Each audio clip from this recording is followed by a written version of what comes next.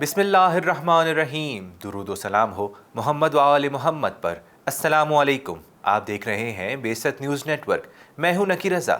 सबसे पहले हेडलाइंस। लबनानी वज़ीर इत्तलात का कहना है कि सऊदी बहरान पर मुस्ताफ़ी होने का सवाल ही पैदा नहीं होता।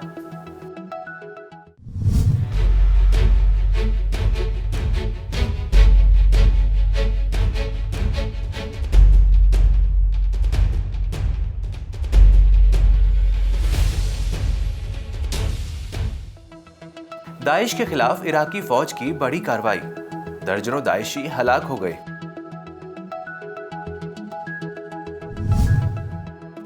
यमन पर वहशियाना सऊदी जारियत जारी, 2 अफराद शहीद जबकि 7 जख्मी हो गए।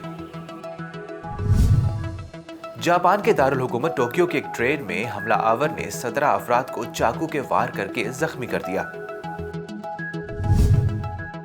हिजबुल्लाह के एक ओहदेदार का कहना है कि यमन में शिकस्त खाने वाले लबनान से इंतकाम लेना चाहते हैं।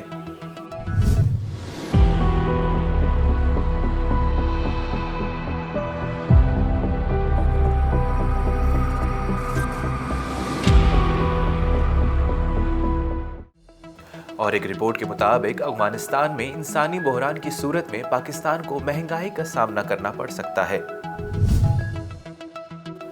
भारत ने तालिबान को एयर स्ट्राइक की धमकी दे दी।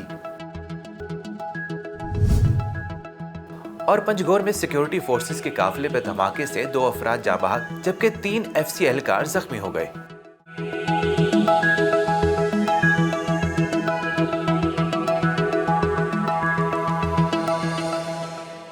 और अब कुछ खबरें तफसील के साथ। लबनानी वज़ीर इत्तलात का कहना है कि सऊदी बहरान पर मुस्ताफ़ी होने का सवाल पैदा नहीं होता। लबनानी वज़ीर इत्तलात जॉर्ज कुर्दही का कहना है कि यमन की जंग पर इनके तबसरे के बाद बैरूत और खलीजी रियासतों के दरमियान सफारती ताल्लुकात में तनाव पैदा हो गया। तफसीलात के मुताबिक लबनानी वज़ीर इत्तलात जॉर्ज कुर्दही ने लबनानी टेलीविजन से गुफ्तगू करते हुए कहा कि मेरे इस्तीफे का कोई जवाज नहीं। गुज़िश्ता हफ्ते नशर किए गए एक इंटरव्यू में कुर्दही ने कहा था कि यमनी जो बैरूनी जाहरियत के खिलाफ अपना दिफा कर रहे हैं, जिससे सऊदी अरब और इसके इत्तेहादियों ने इनसे इस्तीफे का मुतालबा किया था।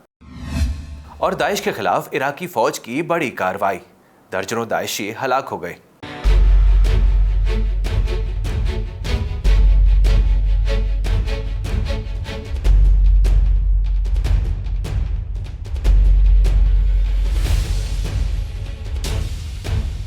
इराक की मुसल्लह फौज ने सूबा नैनवा और अलम्बार में दहशतगर्द गिरोह दाइश के खिलाफ कार्रवाइयाँ की। दहशतगर्द तकफीरी गिरोह दाइश की जानिब से सूबा दयाला के अल-मिक्दाइया इलाके में होने वाली कार्रवाई का जवाब देते हुए इराक की फौज ने बड़े पैमाने पर कार्रवाई की, जिसके दौरान कई दाइशी हलाक, जख्मी और गिरफ्तार हुए। वाज़ेह रहे कि इराक में 2017 में दाइशी दहशतगर्द गिरोह की शिकस्त का ऐलान किया गया था, ताहम ये इस मुल्क के बाज़ इलाकों में रोपोश हो गए थे और मौका मिलने पर दहशतगर्दाना हमले करके इराकी अवाम में खौफ व हिरास पैदा करने की कोशिश करते हैं। इराक में दाइशी दहशतगर्दों ने एक बार फिर सर उठाने की कोशिश की है और वो मुनज़्ज़म हो रहे हैं। अमेरिका इन दहशतगर्द गिरोहों की बड़ी ढाल बनकर इराक में अवाम और हुकूमत की मर्जी के खिलाफ मौजूद है, जिससे इराक के हालात मजीद खराब हो रहे हैं। जबकि इन दहशतगर्द अनासिर के खिलाफ इराकी सिक्योरिटी फोर्सेज भी मुख्तलिफ इलाकों में कार्रवाई जारी रखे हुए हैं।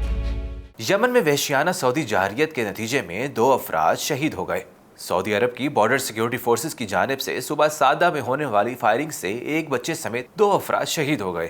खबर इस इदारे के मुताबिक सऊदी अरब के फौजियों ने सुबह सादा के इलाके मंबा में फायरिंग करके 2 अफराद को शहीद जबकि 7 को जख्मी कर दिया। दूसरी तरफ सऊदी इत्तेहाद के जंगी तैयारों ने सुबह सादा के इलाके अल ज़ाहिर पर बमबारी भी की। जापान के दारुल हुकूमत टोक्यो की एक ट्रेन में हमला आवर ने चाकू के वार करके 17 अफराद को जख्मी कर दिया। तफसीलात के मुताबिक जोकर का किरदार अपनाया हुआ शख्स ट्रेन में दाखिल हो गया और लोगों पर चाकू के वार करना शुरू कर दिए। इसके बाद मुलजिम ने रेलगाड़ी में आग लगा दी, जिससे रेलगाड़ी में धुआं भर गया। बादिज़ा इक़दाम कत्ल के इल्जाम में टोक्यो पुलिस ने इस शख्स को गिरफ्तार कर लिया। हिजबुल्लाह के एक ओहदेदार का कहना है कि यमन में शिकस्त खाने वाले लबनान से इंतकाम लेना चाहते हैं। हिजबुल्लाह के ओहदेदार मोहम्मद राद ने लबनान की पार्लियामेंट में सऊदी अरब की तरफ इशारा करते हुए कहा कि कुछ लोग यमन में शिकस्त का इंतकाम लबनान से लेना चाहते हैं, क्योंकि लबनान इस मुसीबत ज़दा और जंग ज़दा मुल्क के साथ खड़ा है, जिसके लोगों पर जुल्म के पहाड़ तोड़े जा रहे हैं। अफगानिस्तान में इंसानी बहरान की सूरत में पाकिस्तान को महंगाई का सामना करना पड़ सकता है।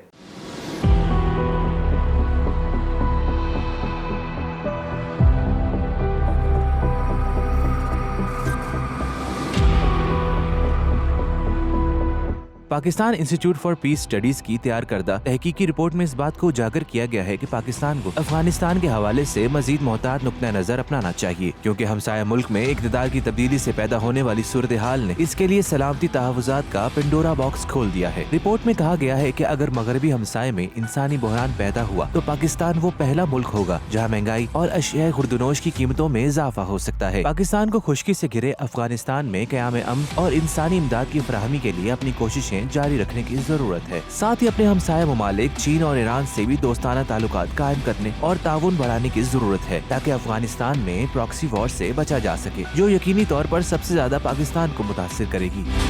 और भारत ने तालिबान को एयर स्ट्राइक की धमकी दे दी। भारतीय रियासत उत्तर प्रदेश के हिंदू इंतहा पसंद वजीर आला योगी आदित्यनाथ ने तालिबान को अफगानिस्तान पर एयर स्ट्राइक की धमकी दे दी।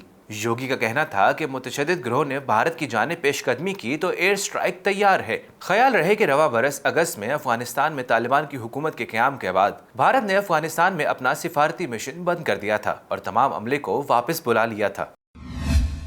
पंजगोर में धमाके से 2 अफराद जाँ बहक जबकि 3 FC एहलकार जख्मी हो गए। मकरान डिवीजन के इलाके पंजगोर टाउन में बम धमाके से 2 राहगीर जाँ बहक जबकि 3 सिक्योरिटी एहलकार जख्मी हो गए। पुलिस का कहना था कि नामालूम अफराद ने चितगान बाजार के इलाके में मोटरसाइकिल में धमाका खेज मवाद नस्ब किया और जब फ्रंटियर कोर की गाड़ी वहां से गुजरी तो रिमोट कंट्रोल के जरिए धमाका कर दिया गया। अब तक के लिए इतना ही। मजीद खबरों के लिए देखते रहिए बेसिक न्यूज नेटवर्क। अपना ख्याल रखिएगा। अल्लाह हाफिज।